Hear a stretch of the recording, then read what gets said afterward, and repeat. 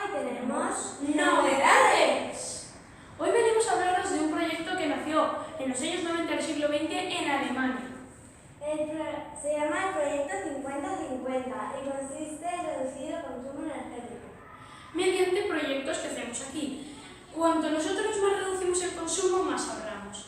El 50% de lo que ahorremos lo reinvertiremos en el colegio para la eficiencia energética y el otro 50% será para el ayuntamiento para gastos energéticos. Este programa consiste en concienciar a los más pequeños de que tenemos un mundo precioso y nos lo estamos cargando a base de bien.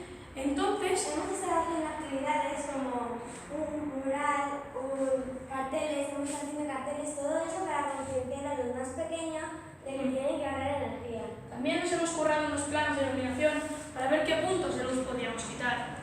Así muy bien como estos que tengo aquí. Preciosos. Todos los puntos que están tachados con rojo son los que son innecesarios. Están todas las aulas del colegio. Bueno, el objetivo de este programa ya os lo hemos contado y ahora esperamos que os paséis por aquí. También este semáforo, que es muy visible, nos dice cómo si estamos mejorando, empeorando, vamos igual de gas, luz y agua. Como veis ahora mismo estamos súper bien porque estamos ahorrando en todo. Bueno, y esperamos que os haya gustado esto y que os paséis a mirarlo porque bueno, o sea...